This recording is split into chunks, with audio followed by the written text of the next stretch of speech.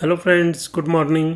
दोस्तों, सबसे पहले ये disclaimer, this video is for educational purposes only. I am not a financial expert और adviser. Please do your own research for all financial matters. तो सीधा topic पे आता हूँ, बात करता हूँ। तो दोस्तों, आज एक वीडियो देखा जो कि आज ही अपलोड हुआ है अपना पे के ऑफिशियल यूट्यूब चैनल से।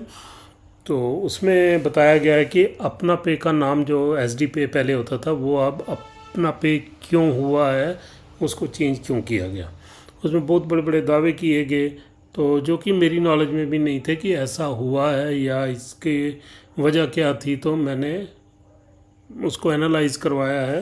जो गूगल का एआई टूल है जेमिनाई, उससे मैंने एनालाइज करवाया है, तो वो मैं आपके साथ शेयर करना चाहता हूँ हिंदी ट्रांसलेशन। ये उस यूट्यूब चैनल की जो वीडियो थी उसका ये लिंक है, आप इसको जाके देख सकते हो। तो इसमें ये सबसे बड़ा दावा किया गया कि जो कंपटीटर जो कंपनीज थी या जो कुछ बैंक थे, वो इसकी तरक्की से जलन की वजह से उन्होंने 1000 से 2000 शिकायतें करवाई हैं आरबीआई और साइबर सेल में। इसकी वजह से इनको नाम चेंज करना पड़ा। मतलब ये एक्सेप्ट कर रहे हैं कि इनके खिलाफ शिकायतें हुई हैं और उनके ऊपर कार्रवाई चल रही होगी, जो कि अभी भी जारी होगी। तो इसलिए इन्होंने इसका नाम चेंज किया। ये सबसे बड़ी एक्सेप्टेंस है कंपनी की तरफ से कि इनके ऊपर कुछ कार्रवाई चल रही है। लेकिन इसका ये वास्तविकता बता रहा है कि इसकी रियलिटी क्या है असल में। यहाँ पर ये लिखता है, आरबीआई और साइबर पुलिस जैसी नियामक संस्थाएं प्रतिस्पर्धाओं की जलन पर कार्रवाई नहीं करती हैं। कि वो कोई किसी कंपटीटर्स की जलन की वजह से कोई ये कार्रवाई नहीं होती है।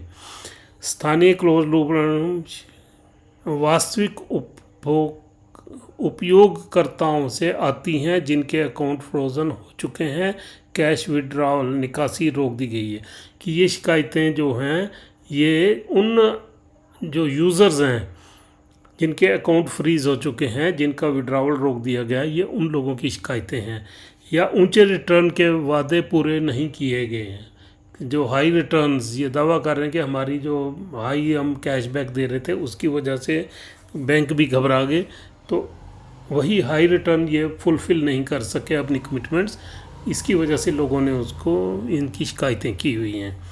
प्रतिद्वंदियों की साजिश बताना ऐसी समस्याओं में फंसी योजनाओं का एक जाना माना पैंतरा है।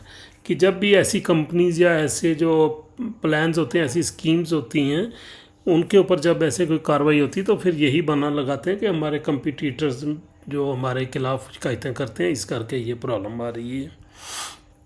वित्तीय नियामकों रेगुलेटर से सुरक्षा का दावा कि कंपनी की सुरक्षा करने और बाहरी शिकायतों के कारण इसे बंद होने से बचाने के लिए नाम बदल दिया। कि एसडीपी का नाम इसलिए बदला गया क्योंकि ताकि इसके ऊपर कोई एक्शन हो गया, ये कहीं बंद ना हो जाए, इस करके हमने इसका नाम चेंज कर दिया। लेकिन इसकी रियलिटी क्या है?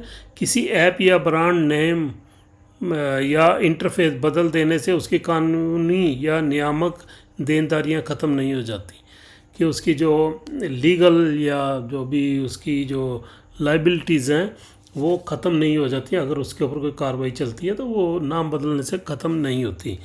यदि कोई संस्था अनधिकृत वित्तीय परिचालन के संबंध में सक्रिय साइबर सेल जांच या आरबीआई नोटिस का सामना कर रही है, तो ऐप का नाम बदलकर अपना पे कर देने से पिछले मामले मिटते नहीं हैं और ना ही औपचारिक कार्रवाई रुकती है। ना ही पिछले केस ख़त्म होंगे नाम बदलने से, और ना ही जो कार्रवाई चल रही है वो भी नहीं रुकती। प्रमुख ब्रांडों और बैंकों से गलत तुलना। ये जो बड़े बड़े ब्रांड्स का नाम लेते हैं और बैंकों का नाम लेते हैं, तो उनके साथ गलत तुलना की गई है, इस वीडियो में ये बता रहा है। वक्ता ये इनकी बातें सुन के मुझे भी यहीं पर हैरानी हुई थी कि ये भी मैं जानना चाहता था इनकी वजह क्या थी। वक्ता का दावा, इस बदलाव को सामान्य दिखाने के लिए वक्ता उन प्रमुख संगठनों की सूची देता है जिन्होंने अपने नाम बदले हैं। किसका? जैसे गूगल पे पहले तेज़ होता था, फिर फ़ोन पे, पेटीएम, मूल कंपनी 197 कम्युनिकेशन, वोडाफोन, और यहाँ तक कि एसबीआई को भी बीच में घसीट लिया कि एसबीआई ने भी नाम चेंज किया है क्योंकि और ये दावा करता है कि इन्होंने नाम इसलिए बदले क्योंकि निर्माण के दौरान इनके ऊपर भी खतरा मंडराया था, कि इन कंपनियों ने भी नाम इसलिए बदले कि इनको भी डेवलपमेंट के टाइम पे इनके ऊपर भी ऐसा ही खतरा आया था जैसा SD पे के ऊपर या अपना पे के ऊपर आया है। तो इसकी जो रियलिटी है वो क्या बता रहा है कि गूगल पे ने नाम क्यों चेंज किया, वैश्विक भुगतान ब्रांड के साथ मिलाने के लिए, जो इनका इंटरनेशनल ब्रांड है उसके साथ मिलाने के लिए इन्होंने अपना जो लोकल ब्रांड था तेज़, क्योंकि ये इंडियन नाम था, इसको इंटरनेशनल नाम देने के लिए उन्होंने गूगल पे किया, ना कि इनके ऊपर कोई शिकायत थी या कोई इनको प्रॉब्लम थी या कोई इनकी इन्वेस्टिगेशन चल रही थी, ऐसा कुछ भी नहीं था। पेटीएम और फ़ोनपे मुख्य धारा के प्लेटफॉर्मों ने बैंकिंग नियमों और NPCI की TPAP नियमावली के पालन के लिए अपनी मूल संस्थाओं के नाम या यूज़र हैंडल @Paytm से बैंक हैंडल बदले थे, कि इन्होंने सिर्फ जो आप भी अगर आज कुछ अपना UPI जो आपका एड्रेस है उसमें आप देखोगे आगे @HDFC बैंक होगा या SBI होगा या कुछ किसी बैंक का नाम होगा। तो सिर्फ यही चेंज उन्होंने किया है, और वो भी किस लिए, NPCI की TPAP के जो रूल्स हैं उसके मुताबिक इनको चेंज करना पड़ा। अच्छा, SBI imperial bank of India, इसका पहला नाम जो होता था वो इंपीरियल बैंक ऑफ इंडिया था, ये भी मुझे आज पढ़ के मुझे पता चला। स्वतंत्रता के बाद भारत में केंद्रीय बैंकिंग के राष्ट्रीयकरण की जो नेशनलाइजेशन बैंकों की करने के लिए सेंट्रल बैंक की 1955 में संसद के एक अधिनियम के तहत रीब्रांडिंग हुई थी। ये पार्लियामेंट से इसका नाम बदला गया था, ना कि बैंक ने अपनी मर्जी से नाम बदला। ये पार्लियामेंट में गवर्नमेंट ऑफ इंडिया ने नाम बदला था, किसी खतरे या साइबर शिकायतों के कारण नहीं। देखो दोस्तों, एक इतनी जो विश्वसनीय जो संस्था है स्टेट बैंक ऑफ इंडिया, हर कोई आदमी उसके ऊपर भरोसा करता है, उसको भी ये अपने लपेटे में ले रहे हैं, उसके साथ अपनी तुलना कर रहे हैं कि उसको भी खतरा था तो इसलिए उन्होंने भी नाम चेंज किया। तो कितना आपको गुमराह किया जा रहा है ये आप यहीं से खुद समझ सकते हो। 2028 तक security deposit bank, payment bank, यहाँ पर ये लिखे जो संस्था साइबर सेल की जांच और विड्रॉल समस्याओं का सामना कर रही हो वह RBI की औपचारिक मंजूरी के बिना सिर्फ घोषणा करके लाइसेंस प्राप्त बैंक नहीं बना सकती। कि जिस ऑर्गेनाइजेशन, जिस संस्था के ऊपर साइबर सेल की जांच और विड्रॉल की समस्या चल रही है लोगों की, तो वो RBI की औपचारिक मंजूरी के बिना, उसके बगैर, उसकी परमिशन के बगैर बैंक लाइसेंस प्राप्त ही नहीं कर सकती। और उसके लिए बहुत सख्त योग्यता शर्तें चाहिए होती हैं, कंडीशंस बहुत लगती हैं बैंक अगर बनाना है आपको। न्यूनतम चुकता इक्विटी पूंजी, विस्तृत ऑडिट,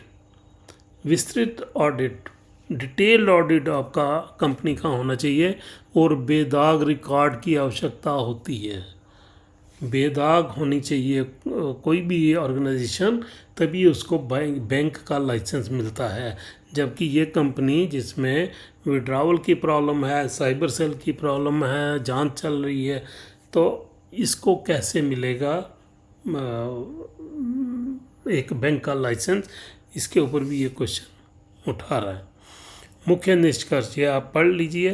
तो यहाँ पर ये दोस्तों देखिए कि कितना गुमराह किया जा रहा है, और ये ऑफिशियल जो उनके चैनल्स हैं वहाँ से ये आपको बताया जा रहा है। अब मैं इसका इंग्लिश आपको जो है वो, ये मेरा इसको पहला क्वेश्चन था कि इसको एनालाइज कर दो, तो ये इसने इसका जवाब दिया। आप अगर इंग्लिश में पढ़ना चाहते हैं तो आप इंग्लिश में पढ़ सकते हैं। तो थैंक यू फ्रेंड्स, इतनी बात करनी थी। तो ये पढ़ के, ये सुन के शायद आपको भी, आपकी भी जो रियलिटी है वो आपके सामने आई होगी। तो मिलते हैं फिर नेक्स्ट किसी वीडियो में किसी नए टॉपिक के साथ। नमस्कार, आदाब, सत श्री अकाल।